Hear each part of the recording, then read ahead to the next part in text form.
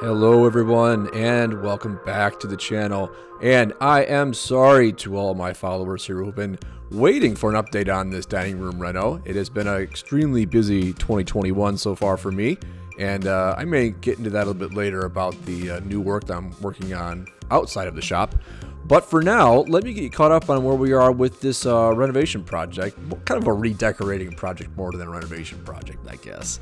But in the first video, I showed you the plan and the idea for these cabinets and how we're going to put things in around that window.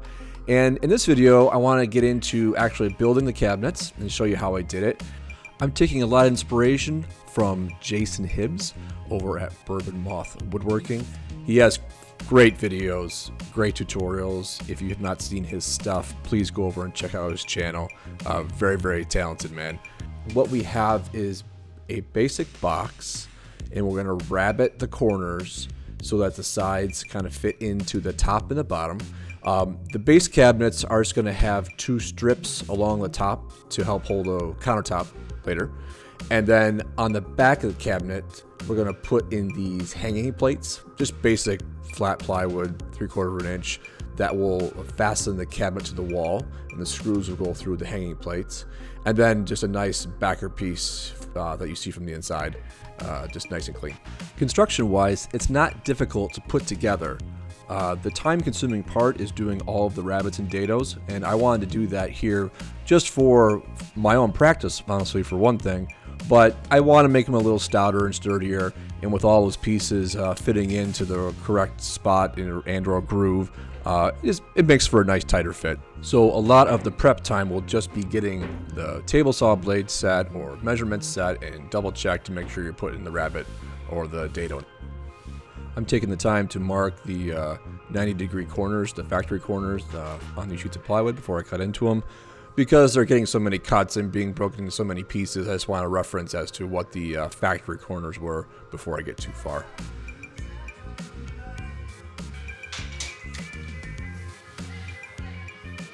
I was walking through the clamp aisle the other day and I found this, which I had never seen before, by Bora. It is to clamp onto a piece of wood like this piece of plywood, and it's basically like a track saw guide. So you put this like this, and you can run run your saw along with it, clamps down the end. I think I'm gonna give that a try on this and see how it goes. I'll let you watch me tear down these sheets of plywood, and we'll come back in with some commentary here a bit later.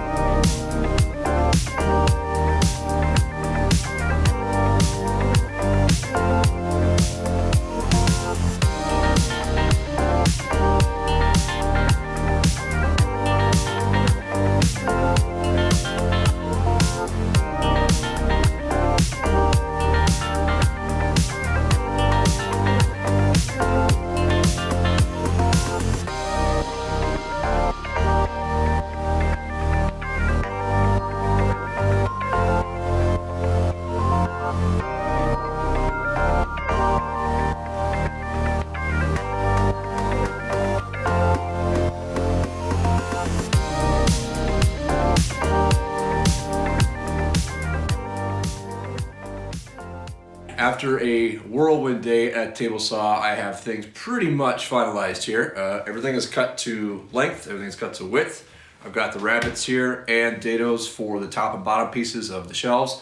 And the last dado I have to do is the dado for the backer panel that goes in the back of each cabinet.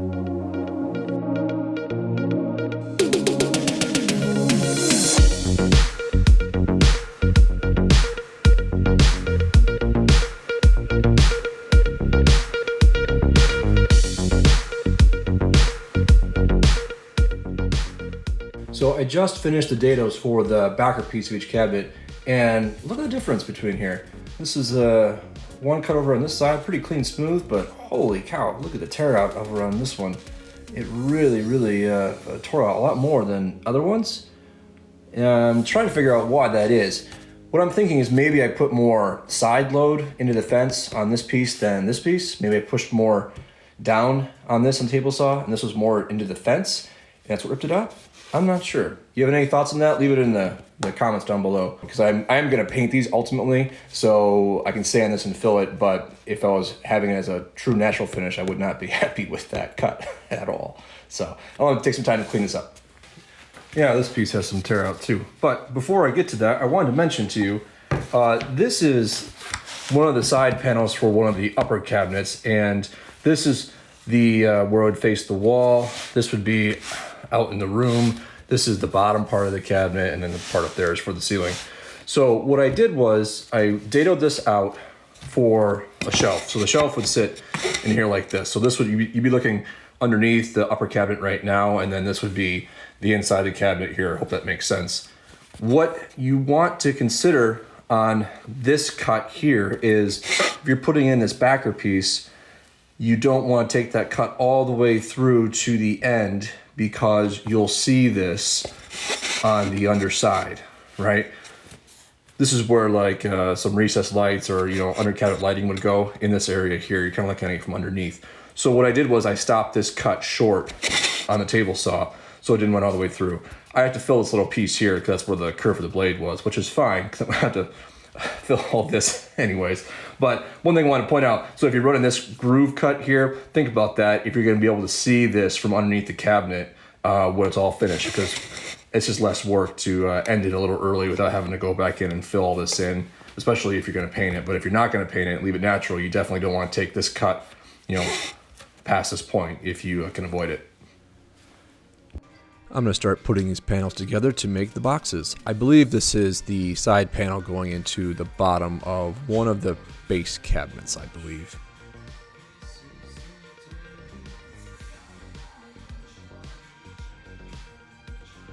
I'm going to use some 90-degree clamps to kind of get this into place.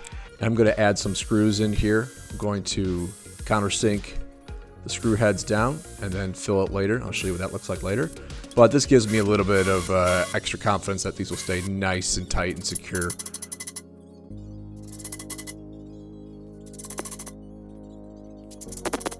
And what I've done the last few minutes is cut out the backer pieces. This is just 1/4-inch plywood. And then I've got these strips that go on the top up here. So let me show you what that would look like. It slides in like that. Piece with the dado will go up top here and encapsulate the backer piece, and that completes the top portion for like the back side of the cabinet. It was something like that. Go with me on that to provide support for the counter later on like that. So I'm gonna take some time to glue those pieces into place and screw them into place. I might do pocket screws, I might just drill from the side. I don't know. And then once that's all done, this piece and this piece, then the base cabinet carcasses will be done. And I can move on to the uppers.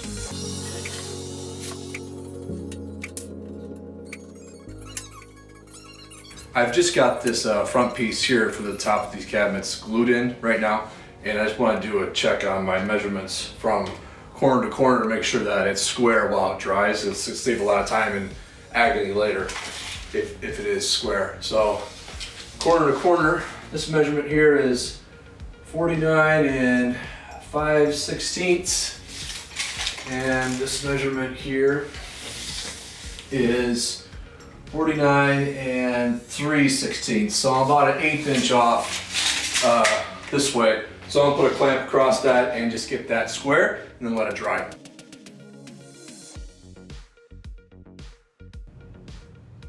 Okay, so it's been a couple weeks since you have seen these cabinets.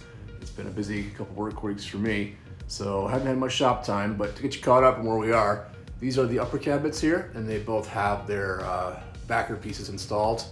And then the lower cabinets are sitting over there in their corner right there, and they have the backs on those as well. So today's project is to start working on the face frames for all of this cabinetry. I'm using poplar on all of the face frames on the cabinets. It's a nice straight grain wood that paints up well, so that's a great option for me at this point, and that's what I have, so that's what we're going forward with. I did want to say a couple of things on my specific build of these cabinets. When you see them go into place, you'll see that these base cabinets aren't actually sitting on any sort of pedestal. I'm actually putting the cabinets close to the floor, and the bottom shelf is actually basically floor level. And I did that on purpose. I want the extra bit of storage on the bottom part of the base cabinet. Even if it gives me extra 3 or 4 inches, instead of sitting on a pedestal to get you a toe kick at the bottom, I decided in my design to take them all the way down to the floor. Traditionally, you would see that these base cabinets would sit on a pedestal type of structure to allow them to sit a little higher and also allow for a toe kick. And I'm not designing these to have that kind of look. And that was a specific choice I made. So before anyone comments about me doing it wrong, I want you to know that it was intentional.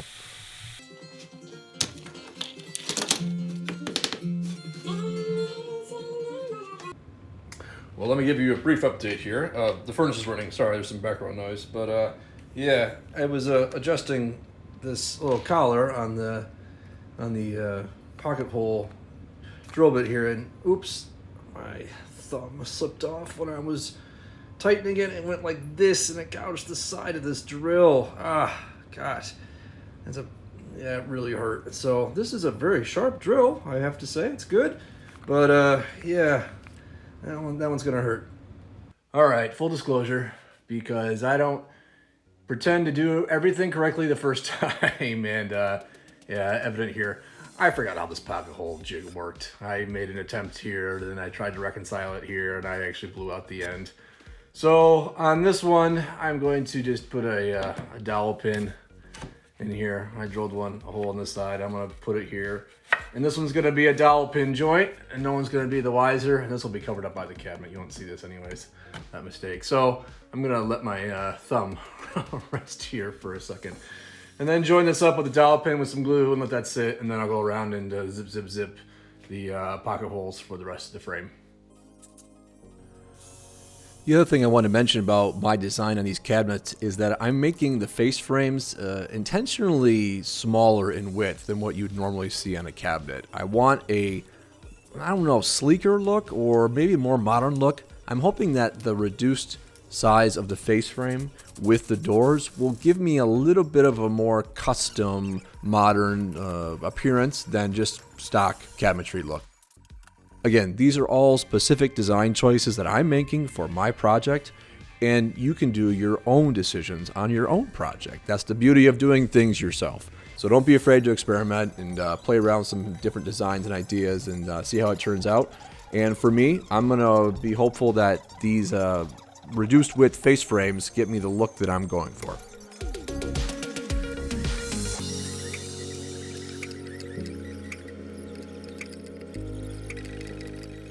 This was a product recommended by Jason on his channel, this Mohawk epoxy putty stick to help fill in gaps and holes. Works great. I'm realizing how difficult this is to mix this epoxy resin with kind of one good thumb here, because I don't want to get this infected or contaminated. This really bummed out my day. Anyway, if you watch Jason's videos, you'll see that he uses the same stuff. He recommends this, and he recommends the black because once you get this in and you sand it away, you can see where you also need to sand, which I thought was a good idea. So I'm giving this a shot for the very first time, and I think it's gonna work, but I just gotta get in here now.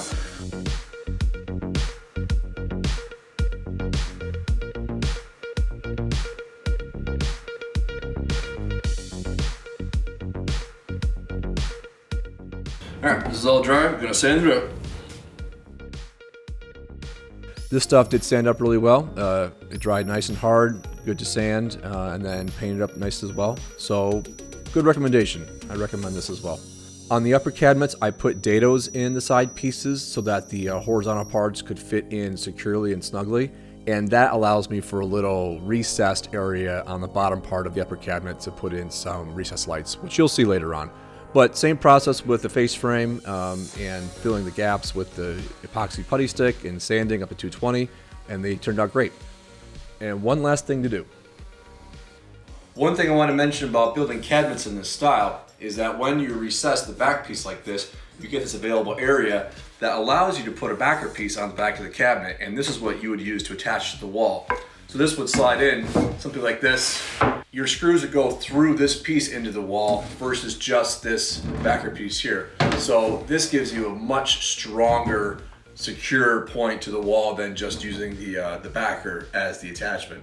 I'm going to wrap this video up here. I have all 4 boxes built. Those 2, and those are the 2 lower ones back there. All the face frames are on. It's sanded up to 220 on everything, all the visible surfaces. And the next step really is to start making doors for these. So I'm going to save that for the next video. So I hope you got something out of this one and enjoyed watching me make the boxes. And we'll see you next time. And the next video is in the works. So I appreciate your patience. Sorry it's been so long. Happy to see you back, and look for an update on this room here soon. See you in the next one.